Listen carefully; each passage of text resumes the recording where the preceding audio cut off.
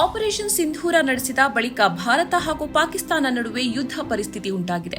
ಪ್ರಧಾನಿ ನರೇಂದ್ರ ಮೋದಿ ಅವರು ವಿವಿಧ ಸಚಿವಾಲಯ ಮತ್ತು ಇಲಾಖೆಗಳ ಕಾರ್ಯದರ್ಶಿಗಳೊಂದಿಗೆ ಉನ್ನತ ಮಟ್ಟದ ಸಭೆ ನಡೆಸಿದ್ದು, ಸದಾ ಎಚ್ಚರದಿಂದಿದ್ದು ಸ್ಪಷ್ಟ ಸಂವಹನ ಮುಂದುವರಿಸಿ ಅಂತ ಸೂಚಿಸಿದ್ದಾರೆ.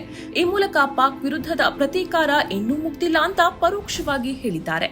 ಇದರ ಬೆನ್ನಲ್ಲೇ ಐಪಿಎಲ್ ಪಂದ್ಯಗಳನ್ನು ಮುಂದುವರಿಸಬೇಕೋ ಬೇಡವೋ ಎನ್ನುವ ಬಗ್ಗೆ ಬಿಸಿಸಿಐ ಶುಕ್ರವಾರ ನಿರ್ಧಾರವನ್ನು ಕೈಗೊಳ್ಳುವ ಸಾಧ್ಯತೆ ಇದೆ. ಈಗಾಗಲೇ ಬಿಸಿಸಿಐ ಅಧಿಕಾರಿಗಳು ತುರ್ತು ಸಭೆ ಕರೆದಿದ್ದು ಪರಿಸ್ಥಿತಿ ಅವಲೋಕಿಸುತ್ತಿದ್ದಾರೆ. ಈ ಬಗ್ಗೆ ಪ್ರತಿಕ್ರಿಯೆ ನೀಡಿರುವ ಬಿಸಿಸಿಐ ಉಪಾಧ್ಯಕ್ಷ ರಾಜೀವ್ ಶುಕ್ಲಾ, ಭದ್ರತೆ ಕಾರಣಕ್ಕೆ ಗುರುವಾರದ ಪಂದ್ಯವನ್ನು ಅರ್ಧಕ್ಕೆ ಸ್ಥಗಿತಗೊಳಿಸಲಾಗಿತ್ತು. ಐಪಿಎಲ್ ಮುಂದುವರಿಸುವ ಬಗ್ಗೆ ನಾವು ಶುಕ್ರವಾರ ಅಂತಿಮ ನಿರ್ಧಾರ ಕೈಗೊಳ್ಳಲಿದ್ದೇವೆ. ಸದ್ಯದ ಮಟ್ಟಿಗೆ ಆಟಗಾರರ ಭದ್ರತೆಯೇ ನಮ್ಮ ಮೊದಲ ಆದ್ಯತೆ ಅಂತ ತಿಳಿಸಿದ್ದಾರೆ.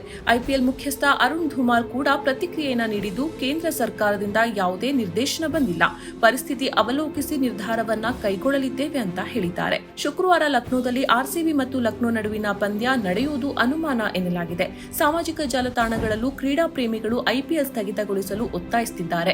ಈ ಸಂದರ್ಭದಲ್ಲಿ ಐಪಿಎಲ್ ನಡೆಸೋದು ಸರಿಯಲ್ಲ ಅಂತ ಆಕ್ಷೇಪ ವ್ಯಕ್ತಪಡಿಸಿದ್ದಾರೆ. ಈ ನಡುವೆ ಆಪರೇಷನ್ ಸಿಂಧೂರ ಯಶಸ್ಸು ವಿರೋಧಿಸಿ ಕೋಲ್ಕತ್ತಾದ ಈಡನ್ ಗಾರ್ಡನ್ಸ್ ಕ್ರೀಡಾಂಗಣಕ್ಕೆ ಬಾಂಬ್ ಬೆದರಿಕೆ ಬೆನ್ನಲ್ಲೇ ಇದೀಗ ಜೈಪುರದ ಸವಾಯ್ ಮಾನ್ಸಿಂಗ್ ಸ್ಟೇಡಿಯಂಗೂ ಇಮೇಲ್ ಮುಖೇನ ಬಾಂಬ್ ಬೆದರಿಕೆ ಸಂದೇಶ ಬಂದಿದೆ.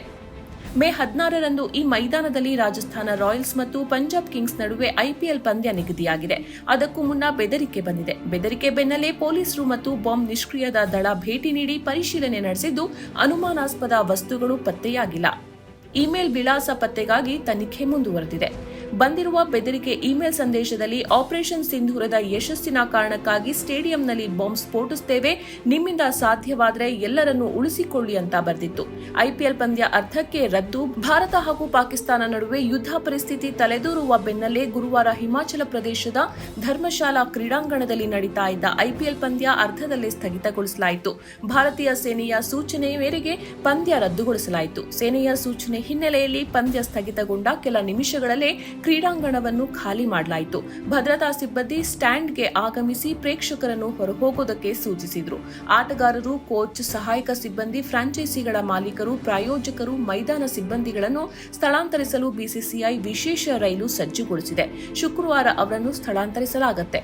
ಈ ನಡುವೆ ಪಾಕಿಸ್ತಾನದ ವಿರುದ್ಧ ಭಾರತ ಮೇ 8ರಂದು 2ನೇ ದಿನವೂ ಆಪರೇಷನ್ ಸಿಂಧೂರ ಕಾರ್ಯಾಚರಣೆಯನ್ನು ಮುಂದುವರೆಸಿದೆ. ಈ ಮಧ್ಯೆ ಪಾಕಿಸ್ತಾನವು ಪ್ರತಿ ದಾಳಿ ನಡೆಸಿ ಭಾರತೀಯ ಸೇನೆಯನ್ನು ಹಿಮ್ಮೆಟ್ಟಿಸೋದಕ್ಕೆ ಪ್ರಯತ್ನಿಸಿ ಸಂಪೂರ್ಣವಾಗಿ ವಿಫಲವಾಗಿದೆ. ಇದೀಗ ಭಾರತ ನಡೆಸುತ್ತಿರುವ ದಾಳಿಗೆ ಪಾಕಿಸ್ತಾನ ಬೆಚ್ಚಿ ಬಿದ್ದಿದೆ. ಪಾಕಿಸ್ತಾನದ ವಿವಿಧ ನಗರಗಳಿಗೆ ಭಾರತದ 3 ಸೇನೆಗಳಿಂದ ದಾಳಿ ನಡೆಸಲಾಗುತ್ತಿದೆ. ಜೊತೆಗೆ ಪಾಕ್ ರಾಜಧಾನಿ ಇಸ್ಲಾಮಾಬಾದ್ನಲ್ಲಿ ಪ್ರಧಾನಿ ಶೆಹಬಾಜ್ ಶರೀಫ್ ಅಧಿಕೃತ ನಿವಾಸದ 20 ಕಿಲೋಮೀಟರ್ ವ್ಯಾಪ್ತಿಯಲ್ಲಿ ಸ್ಫೋಟ ನಡೆದಿದ್ದು, ಅವರನ್ನು ಅಡಗುತಾಣಕ್ಕೆ ಶಿಫ್ಟ್ ಮಾಡಲಾಗಿದೆ. ಇತ್ತ ಬಂದರು ನಗರಿ ಕರಾಚಿಯಲ್ಲಿಯೂ ಭಾರತದ ದಾಳಿ ಮುಂದುವರೆದಿದೆ. ಸಂಜೆ ಸುಮಾರು 1 ಗಂಟೆಗಳ ಕಾಲ ಭಾರತದ ಮೇಲೆ ದಾಳಿ ನಡೆಸಿದ ಪಾಕ್ ಪ್ರತಿಫಲ ಅನುಭವಿಸುತ್ತಿದೆ. ಗುರುವಾರ ರಾತ್ರಿ ಪಾಕಿಸ್ತಾನದ ಸುಮಾರು ಡ್ರೋನ್ಗಳನ್ನು ಭಾರತೀಯ ವಾಯುಪಡೆ ಹೊಡೆದುರುಳಿಸಿದೆ. ಪಾಕಿಸ್ತಾನದ 3 ಜೆಟ್ ವಿಮಾನಗಳನ್ನು ಹೊಡೆದುರುಳಿಸಲಾಗಿದೆ. ಪಾಕಿಸ್ತಾನದ ಒಬ್ಬ ಪೈಲಟ್ ಅನ್ನು ಭಾರತೀಯ ಸೇನಾಪಡೆ ಸೆರೆ ಹಿಡಿದಿದೆ. ಇನ್ನು ಭಾರತವನ್ನು ಕೆಣಕಲು ಹೋಗಿ ಪಾಕಿಸ್ತಾನ ಇದೀಗ ಪತರುಗುಟ್ಟಿ ಹೋಗಿದೆ. ಮೇ 7ರಂದು ಪಾಕಿಸ್ತಾನ ಮತ್ತು ಪಾಕ್ ಆಕ್ರಮಿತ ಕಾಶ್ಮೀರದ ಮೇಲೆ ದಾಳಿ ನಡೆಸಿದ ಭಾರತ ಉಗ್ರರ ನೆಲೆಯನ್ನು ನಾಶಪಡಿಸಿತ್ತು. ಮಿಲಿಟರಿ ನೆಲೆಯನ್ನು ಗುರಿಯಾಗಿಸಿಕೊಂಡು ದಾಳಿ ನಡೆಸಿಲ್ಲ ಅಂತ ಸ್ಪಷ್ಟಪಡಿಸಿತ್ತು. ಆದರೆ ಪಾಕ್ ಅಂದು ಸಂಜೆ ಜಮ್ಮು ಮತ್ತು ಕಾಶ್ಮೀರದ ಮೇಲೆ ದಾಳಿ ನಡೆಸಿ ಮಕ್ಕಳು, ಮಹಿಳೆಯರು ಸೇರಿ 16 ಮಂದಿ ಅಮಾಯಕರನ್ನು ಹತ್ಯೆಗೈದಿತ್ತು. ಈ ವೇಳೆ ಭಾರತ ಪಾಕ್ನ ಕ್ಷಿಪಣಿ ಡ್ರೋನ್ಗಳನ್ನು ಹೊಡೆದುರುಳಿಸಿತ್ತು. ಗುರುವಾರ ಸಂಜೆ ಮತ್ತೆ ಭಾರತದ ವಿವಿಧ ನಗರಗಳನ್ನು ಗುರಿಯಾಗಿಸಿ ದಾಳಿ ನಡೆಸಿತ್ತು. ಈ ದಾಳಿಯನ್ನು ಶಕ್ತವಾಗಿ ಎದುರಿಸಿದ ಭಾರತ ಇದೀಗ ಪಾಕ್ಗೆ ಪ್ರತ್ಯಾಘಾತ ನೀಡುತ್ತಿದೆ. ಪಾಕಿಸ್ತಾನದ ರಾಜಧಾನಿ ಇಸ್ಲಾಮಾಬಾದ್ ಸೇರಿದಂತೆ ವಿವಿಧ ನಗರಗಳ ಮೇಲೆ ಭಾರತ ದಾಳಿ ನಡೆಸುತ್ತಿದೆ. ಸೇನೆಯ 3 ಪಡೆಗಳು ಈ ಕಾರ್ಯಾಚರಣೆಗೆ ಕೈಜೋಡಿಸಿವೆ. ಇದೀಗ ನೌಕಾಪಡೆಯ ಐಎನ್ಎಸ್ ವಿಕ್ರಾಂತ್ ಕಣಕ್ಕಿಳಿದಿದ್ದು, ಕರಾಚಿ ಬಂದರಿನತ್ತ ಕ್ಷಿಪಣಿ ದಾಳಿ ನಡೆಸಿದೆ. ನೌಕಾಸೇನೆಯ ದಾಳಿಯಿಂದ ಕರಾಚಿಯಲ್ಲಿ ಅತಿ ಹೆಚ್ಚಿನ ನಷ್ಟ ಉಂಟಾಗಿದೆ ಅಂತ ಅಂದಾಜಿಸಲಾಗಿದೆ. 1971ರ ಬಳಿಕ ಇದೇ ಮೊದಲ ಬಾರಿಗೆ ಭಾರತ ಕರಾಚಿ ಬಂದರಿನತ್ತ ದಾಳಿ ನಡೆಸಿದೆ.